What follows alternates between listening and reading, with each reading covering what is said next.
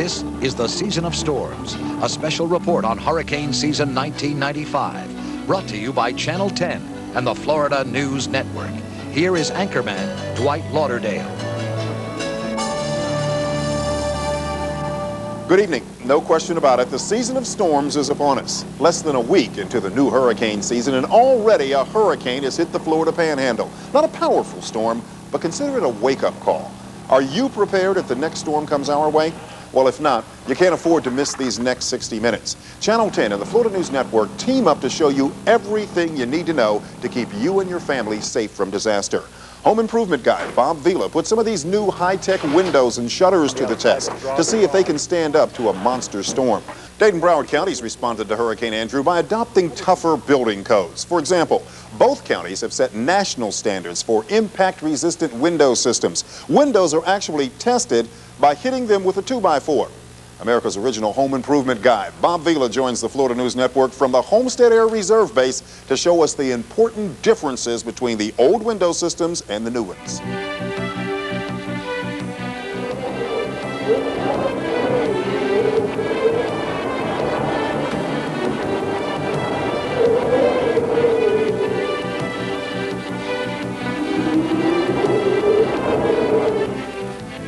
This used to be the dental clinic here at the Homestead Air Force Base, a sturdy concrete block building, at least until Hurricane Andrew roared through here.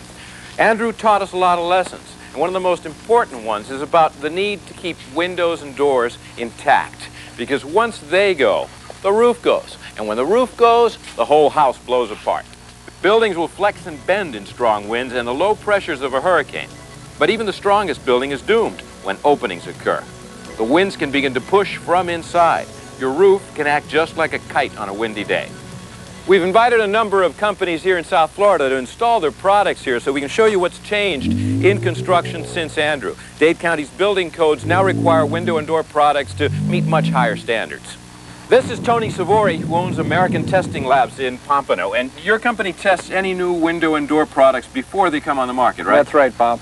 And what we've got here is the air cannon. That will propel a 9-pound 2x4 out at 34 miles per hour. It's a new Dade County standard. And that's a basic minimum, right? That's the basic minimum. I notice you've got an old glass door up there with the standard masking tape X's that everybody puts on their sliders. What are you going to do? We're going to use it as a target and just show you that the tape really doesn't work. Tape doesn't do the job. Doesn't do the job. Okay, let's watch. 3, 2, 1. So much for the old tape theory.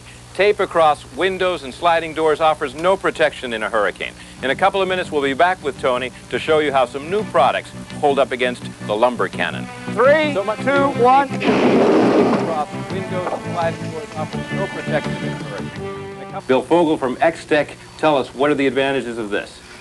This is solid monolithic Lexan. It functions and looks very much just like any glass window you know. The primary difference is it's much, much stronger. And it's also an advantage from the point of view of burglars.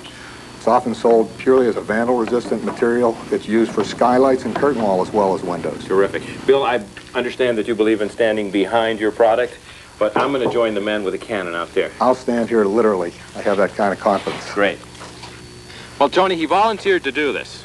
We've tested this a few times. It shouldn't really be a problem, but I think you're safer out here. Yeah, I think so too. 3, 2, 1.